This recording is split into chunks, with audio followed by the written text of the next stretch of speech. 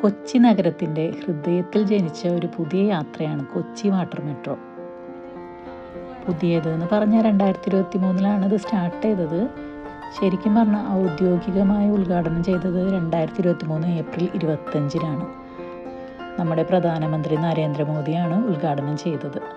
2023 സ്റ്റാർട്ടായതാണെങ്കിലും ഞാനിത് എക്സ്പീരിയൻസ് ചെയ്തത് 2025 അവസാനമാണ്. ഡിസംബർ ലാസ്റ്റ്, ന്യൂ ഇയറിൻ്റെ തുടക്കം, അങ്ങനെയാണ് ഞാൻ ഈ വീഡിയോ എടുത്തിട്ടുള്ളത്. ഇപ്പോഴാണിത് പോസ്റ്റ് ചെയ്യണത്. ഇന്ന് ഞങ്ങൾ മറൈൻ ഡ്രൈവിലുള്ള ഹൈക്കോർട്ട് ടെർമിനലിൽ നിന്നാണ് ഫോർട്ട് കൊച്ചിക്ക് പോണത്. ഈ ഒരു റൂട്ട് മാത്രമല്ല, വേറെ 5 റൂട്ടുകളുണ്ട്. അതിൽ ഓരോന്നിൻ്റെയും ടിക്കറ്റ് പ്രൈസിന് ദൂരം അനുസരിച്ച് മാറ്റം ഉണ്ടാവും. ഇവിടെ ഞങ്ങൾക്ക് ഒരാൾക്ക് 40 രൂപയാണായത്. ടിക്കറ്റ് എടുത്തു കഴിഞ്ഞ് QR കോഡ് സ്കാൻ ചെയ്ത് ഗേറ്റ് വഴി ഉള്ളിലേക്ക് കടന്നു. പിന്നെ കുറച്ച് നേരം ബോർഡിംഗ് ഡെസ്കിൽ വെയിറ്റ് ചെയ്തു. എന്താണെന്ന് വെച്ചാൽ നേരത്ത് കുറേ ആൾക്കാരുണ്ടായിരുന്നു. ഞങ്ങളൊരു ഈവനിങ് ടൈമിലാണ് വന്നത്. ഒരു 4 മണിയൊക്കെ ആയപ്പോഴാണ് ഇവിടെ എത്തിയത്. അപ്പോൾ ആ സമയത്ത് നല്ല തിരക്കുണ്ടായിരുന്നു കേട്ടോ. ഞങ്ങളെത്തിയ സമയത്ത് ആദ്യത്തെ ബോട്ടിൽ ആൾക്കാർ നിറഞ്ഞപ്പോൾ അത് പോയി. പിന്നെ അടുത്ത ബോട്ട് വരാൻ വെയിറ്റ് ചെയ്തു. ഈ ബോട്ടുകളെല്ലാം ചാർജ് ചെയ്യണ ചാർജിങ് സ്റ്റേഷനാണ് ആ കാണുന്നത്. ഫോർട്ട് കൊച്ചിക്ക് ഒരാൾക്ക് 40 രൂപയാണെന്ന് പറഞ്ഞല്ലോ. 20 മിനിറ്റാണ് കേട്ടോ യാത്ര. 100 പേർക്ക് ഈ ഒരു ഇലക്ട്രിക് ബോട്ടിൽ യാത്ര ചെയ്യാൻ പറ്റും. പിന്നെ വാട്ടർ മെട്രോയുടെ സമയം രാവിലെ 7 മുതൽ രാത്രി 8 വരെയാണ്. ഇപ്പോൾ നിലവിലുള്ള 5 റൂട്ടുകൾ high court Vypin, Vyttila, Kakkanad, high court south Chittoor, south Chittoor Eloor, high court fort Kochi, അങ്ങനെയാണ് കേട്ടോ.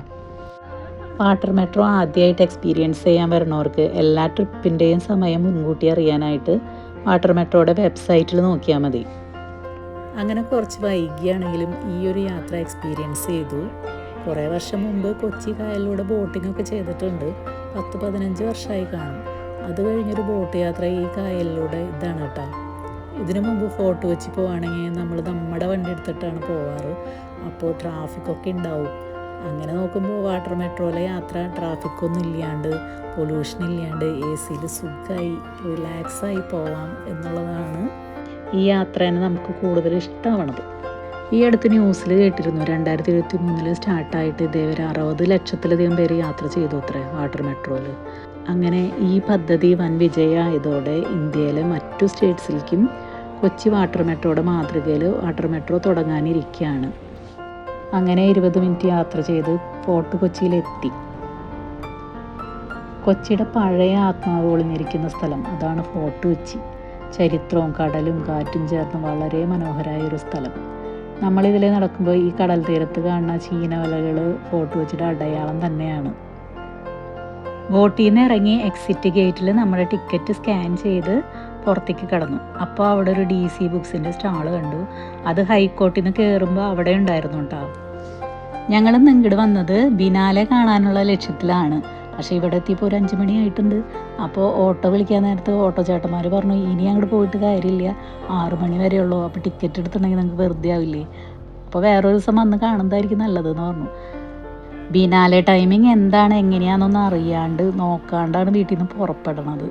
അപ്പോൾ ഇങ്ങനെയൊക്കെ എന്തായാലും ഉണ്ടാവൂലേ. എന്നാൽ ഇന്നത്തെ വരവ് വെറുതെ ആക്കിയില്ല. ജ്യൂസ് സ്ട്രീറ്റ് കാണാൻ പോകാമെന്ന് വിചാരിച്ചു. അങ്ങനെ അവിടെ നിന്ന് ബേൽപൂരി പാനിപ്പൂരിയൊക്കെ കഴിച്ച് ഞങ്ങളൊരു ഓട്ടോ കയറി മട്ടാഞ്ചേരി റൂട്ട് പിടിച്ചു. ഇവിടെ നിന്ന് ഞങ്ങൾ ജ്യൂസ് സ്ട്രീറ്റ് വരെയാണ് ഓട്ടോയ്ക്ക് പോയത്.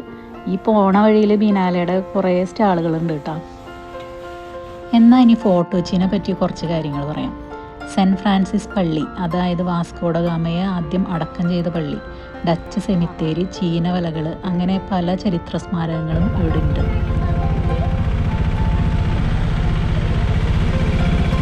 പോർച്ചുഗീസുകാർ, ഡച്ചുകാർ, ബ്രിട്ടീഷുകാർ, അങ്ങനെ പല സംസ്കാരങ്ങളുടെയും ഇഴുകിച്ചേരലുകൾ നമുക്കിവിടെ കാണാം. കേരളത്തിലെ ആദ്യത്തെ യൂറോപ്യൻ ടൗൺഷിപ്പായിരുന്നു ഫോർട്ട് കൊച്ചി.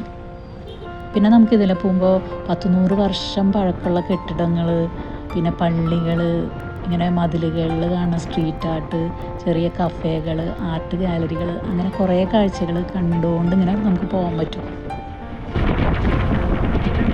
കൊച്ചി എന്ന പേര് വന്നത് ഈ ഭാഗത്ത് ചേരുന്ന നദികളും കടലിൻ്റെ അഴിമുഖവും ഒക്കെ ഉള്ളതുകൊണ്ടാണ്. കൊച്ച് അഴി, അതാണ് കൊച്ചി ആയത്. ഫോർട്ട് കൊച്ചി എന്ന പേര് പോർച്ചുഗീസുകാർ ഈ അഴിമുഖത്തിനടുത്ത് 1503 കോട്ട കെട്ടിയപ്പോഴാണ് അത്രേ. കോട്ടക്കൊച്ചി എന്നായിരുന്നു പണ്ട് വിളിച്ചിരുന്നത്. പിന്നീട് ഇന്ത്യക്ക് സ്വാതന്ത്ര്യം കിട്ടി കേരള സംസ്ഥാനം രൂപപ്പെട്ടപ്പോഴാണ് ഫോർട്ട് കൊച്ചി എന്ന പേരിലേക്ക് മാറിയത്. ഞാൻ വായിച്ചറിഞ്ഞ ഒരു കാര്യം പറയാം. AD 1341 വെള്ളപ്പൊക്ക ദുരന്തത്തിൽ അന്നത്തെ തുറമുഖമായിരുന്ന മുസിരീസ് തുറമുഖം ഇല്ലാണ്ടായി. കൊച്ചഴി എന്ന പേരിൽ പുതിയൊരു അഴിമുഖം ഉണ്ടാവുകയും ചെയ്തു. ആ ഒരു അഴിമുഖമാണ് ഇന്നത്തെ കൊച്ചി. കൊടുങ്ങല്ലൂരായിരുന്നു മുസിരീസ് തുറമുഖം എന്ന് എല്ലാവർക്കും അറിയാലോ. ചരിത്രപരമായിട്ട് വ്യാപാരത്തിൻ്റെയും സംസ്കാരത്തിൻ്റെയും വലിയ കേന്ദ്രമായിരുന്നു അത്. ആ ഒരു പൈതൃകത്തെ അനുസ്മരിക്കാനാണ് ഈ ഒരു ബിനാലേക്ക് കൊച്ചി മുസിരീസ് ബിനാലെ എന്ന പേര് കൊടുത്തേക്കണത്. ഇനി മട്ടാഞ്ചേരി എന്ന പേര് വന്നതിൻ്റെ പിന്നിലൊരു കഥ ഇതാണ്. കാലിൻ്റെ മട്ട്, അതായത് ചെളി അടിഞ്ഞുകൂടി ഉണ്ടായതാണ് അത്ര ഈ സ്ഥലം. അങ്ങനെ മട്ടടിഞ്ഞ സ്ഥലം എന്നർത്ഥത്തിൽ മട്ടാച്ചേരി എന്ന് പേരായി. പിന്നീട് അത് മട്ടാഞ്ചേരിയായി. റോഡ് സൈഡിൽ ഇങ്ങനൊരു പള്ളി കണ്ടപ്പോൾ ഓട്ടോ ചേട്ടൻ പറഞ്ഞു, ഇതാണ് ഭ്രാന്തൻ കുര്യച്ചൻ്റെ പള്ളിയെന്ന്. മതങ്ങൾക്ക് അതീതമായി കൊച്ചിക്കാരുടെ ഒരു വിശ്വാസമാണ്, എന്തെങ്കിലും കളഞ്ഞു പോയാൽ ഇവിടെ നേർച്ച നേർന്നാൽ വേഗം തന്നെ പോയ മുതൽ തിരിച്ചു കിട്ടുന്നു, അല്ലെങ്കിൽ കട്ടവന് ഭ്രാന്താവൂത്രേ.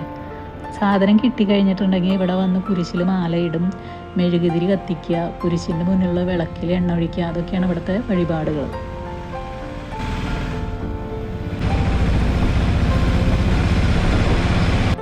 അങ്ങനെ ഈ ഒരു ദിവസം ഓട്ടോയിൽ ഞങ്ങൾ മട്ടാഞ്ചേരിക്ക് ഈ ഒരു വഴി വന്നെങ്കിൽ പിറ്റേ ദിവസം ബിനാലെ കാണാൻ വന്നപ്പോൾ ഈ വഴി മുഴുവൻ നടന്നിട്ടാട്ടോ വന്നേ. ആസ്പിയൻ ഹാളിൻ്റെ അവിടെ നിന്ന് ടിക്കറ്റ് എടുത്തിട്ട് പിന്നെ ഈ ഒരു വഴിയിലുള്ള ബിനാലെ സ്റ്റാളുകളിലാണ് ഞങ്ങൾ കയറിയത്.